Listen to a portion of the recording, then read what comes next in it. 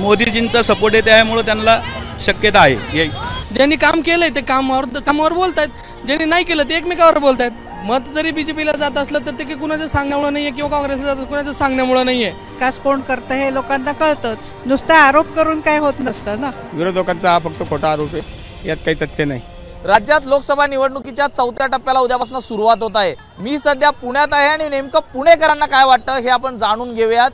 खरं तर पुण्यातनं दोन तगडे उमेदवार समोर पाहायला मिळत आहेत। काँग्रेसचे रवींद्र धंगेकर तर दुसरीकडे भाजपच्या मुरलीधर मोहोळ यांचं आव्हान धंगेकरांना असणार आहे। पुणेकरांना काय वाटतं हे आपण जाणून घेऊया। साहेब, काय वाटतं, रवींद्र धंगेकर आणि मुरलीधर मोहोळ दोघांची लढतीत काय वाटतं?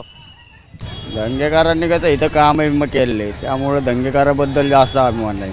दोघंही कामाच्या जीवावरच मतं मागतायत। आमचं तर मत रवींद्र धंगेकरला जाणार आहे। का? कारण आम्ही बघितले त्यांनी किती वर्षापूर्वी कार्य केलेलं आहे, ते बरंच कार्य केलेलं आहे त्यांनी। मुरलीधर मोहोळ हे देखील महापौर होते, त्यांनी देखील विकास कामं केली आहेत की? आणि आम्हाला जेवढं वाटतं तेवढं रवींद्र धंगेकर बद्दलच बोलू शकतो। हो, लढत चुरशीची होणार आणि दोन्हीपैकी कोणी पण येऊ शकतं, सांगू नाही शकत। कारण की आता यांचं खूप वर्ष झालं काम चालू आहे धंगेकरांचं, आणि मुरलीधर मोहोळ पण खूप फॉर्ममध्ये आहे, त्यांनी पण त्यांच्या साईडला भरपूर काम केलं आणि त्यांना मोदीजींचा सपोर्ट आहे, त्यामुळे त्यांना शक्यता आहे। पुणेकर म्हणून कुठल्या विकास कामांच्या अनुषंगाने आपण मत देणार आहात? पुण्याचं म्हणजे माझं मत असं आहे की सगळाच विकास केलेला आहे मुरलीधर मोहोळांनी आणि धंगेकरांनी पण केलेला आहे। तर माझं मत मी न सांगून देणार ना, मला जे आवडेल ते मी देणार, पण माझा इच्छा आहे की मुरलीधर मोहोळ यावं। 100% धंगेकर, 100% धंगेकर येणार। काय असं विकास कामं वाटतात? विकास कामं म्हणजे त्यांच्यात कामं करण्याची तेवढी धमक आहे इथून पुढं। पण मुरलीधर मोहोळांचं देखील कडवं आव्हान असणार आहे त्यांच्यासमोर। कडवा आव्हान नाहीये, पण धंगेकर साहेबांनी भरपूर जे काही केलं ना ते करू शकत नाहीत मुरलीधरांना। पण आता सध्या लोक जे विचार करतात की जो माणूस काम करतो जनतेसाठी आणि तळमळीचे जो कार्यकर्ता नेता आहे, तो जो कार्यकर्त्यांना सांभाळतो, त्याच्या मागे ती लोक जातात। आता लोकांच्या मनात जो कल आहे महागाईबद्दल, ह्याच्याबद्दल त्याच्याबद्दल अनेक प्रश्न त्यांच्याबद्दल उपस्थित करतात लोक।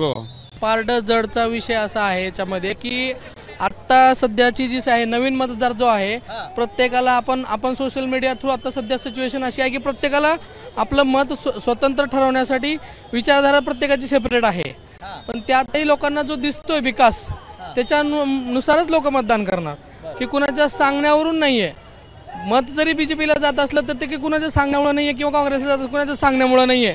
मी माझा विचार करू शकतो, प्रत्येक जण आपापल्या ज्या पद्धतीने आता राजकारण पाहायला मिळतंय, कुठे मराठी अमराठी किंवा मराठी गुजराती, हिंदू मुस्लिम, हे म्हणजे हे लोकसभेच्या निवडणुकीचे विषय असू शकतात का? की लोकसभेच्या निवडणुकीचे विषय नक्कीच नसतील, पण विषय असा आहे सध्या लोकसभेच्या निवडणुकीचा की स्थानिक प्रश्नांना जे महत्त्व दिलं गेलं पाहिजे ते देता येत नाही। आणि हे जे दिसत असेल, आपण जर लक्षात घेतली गोष्ट तर अख्ख्या नेत्यांचे भाषणं बघितले, पण गडकरी साहेबांचं जर भाषण बघितलं तर त्यांनी कुठल्याही नेत्यावर टीका केली नाही किंवा त्यांनी जे काम केलं त्याच्यावरच त्यांनी बोलले।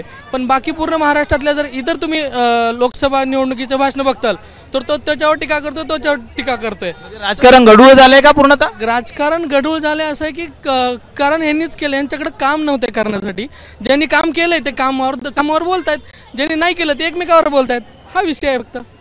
सध्याचं जे आपण राजकारण पाहतोय हे विकास कामं सोडून कुठेतरी एकदम खालच्या पातळीवर गेलंय का? चाललंय, एकमेकांबद्दल जे बोलतात, जे आरोप करतात ते नक्कीच वाईट आहेत। तसं बोलू नये एकमेकांविषयी कोणीच। जे काही चांगलं करतात तेवढ्याबद्दल बोलावं, किंवा आपण काय जे चांगलं करतो ते सांगावं। पण दुसऱ्यांनी काही वाईट केलं हे किंवा काय करतात दुसरे वाईट, हे नाही सांगितलं तरी चालेल, कारण विकास कोण करतं हे लोकांना कळतंच। सध्या या नुसता आरोप करून काय होत नसतं ना। मुरलीधर मोहोळ की रवींद्र धंगेकर यांचं पारडं जड वाटतं? मुरलीधर मोहोळ। का बरं? का? महापौर असताना त्यांनी जे काही कार्य केलं ते, यानंतर मोदींनी जे मागच्या 5 वर्षात, मागच्या 10 वर्षात जे काही राम मंदिर, 370 कलम, आपल्या रेल्वे वगैरे सुधारणा, रस्त्यांच्या सुधारणा, या जबरदस्त हा जो कारभार आहे हा जबरदस्त चांगला केलेला आहे। पण विरोधकांकडून असंही म्हटलं जातं की बेरोजगारी, वाढती महागाई हे देखील प्रश्न तितकेच महत्त्वाचे आहेत ना? नाही, वाढती महागाई म्हणजे खरं सांगायला गेलं तर महागाई ज्या प्रमाणात जो इंडेक्स वाढत असतो, जी ॲप्रिसिएशन होत असते ते त्याच प्रमाणात होते. विरोधकांचा हा फक्त खोटा आरोप आहे, यात काही तथ्य नाही. लोकांची पसंत दंगेकर. का बरं? सर्वसामान्यांची प्रत्येक सब चीज़ सब लोग बोल रहे, मेरी मराठी नहीं आती भाई, लेकिन सबकी सुनता है, सबके साथ घूमता है, सबको मिलता है, इसलिए पुणे की पसंत दंगेकर. निवडणुकाबद्दल भाऊ दंगेकरच आहे ना, बस बाकी कोणी येणार नाही. आमच्यासाठी खूप मदत केली त्यांनी, खूप लाईटी बिटी लावल्या मंडईमध्ये त्यांनी. पण मोहोळकरांनी देखील खूप काम केलंय की. काम केले, पण आम्हाला इकडे येऊन एकदा फक्त आले, व्हिजिट केलं, बस कधी काय बोलले नाही, काही नाही. दंगेकर कसे आले, सगळ्या सामान्य माणसाला भेटतात, गरीब लोकांना भेटतात, त्यांना विचारतात. ते गरीबाला विचारणार तो मोठा होणार शेठ. पहिलं सगळं व्यवस्थित आपलं, ही पोरं मोठी शिकलेली, BCom शिकलेली, LLB शिकलेली, हा हे 90 वर्ष झाले तरी तिथं बसतात. म्हणजे असं नाही पाहिजे ना, काहीतरी चेंजिंग झालंच पाहिजे. कुणाचं पारड जड वाटतंय? आपल्याकडे मुरलीधर मोहोळ उभे आहेत भाजपकडनं आणि काँग्रेसचे रवींद्र दंगेकर आहेत. जर वाटतंय आणि ते माणूस कामाचा आहे, त्या माणसाला निवडून द्यावं. पण मोहोळकर हे देखील कामं करतात की महापौर असताना त्यांनी देखील पुण्याची कामं केली आहेत. सगळे कामं करतात. कामं करून उपयोग काय? कामं पहिले लोकांनी पाय जाऊन लोकांनी हिंडायला पाहिजे की बाबा त्याला दर, याला दर. आज तो माणूस पाय आमदार असून तो पाय चालतो, आमदार असून टू व्हीलरवरती बसून चालतो.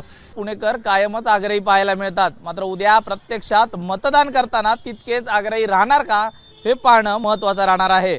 व्हिडिओ जर्नलिस्ट प्रशांत मानेसह मी सूरज सावंत, ABP माझा, पुणे. ABP माझा, उघडा डोळे बघा नीट.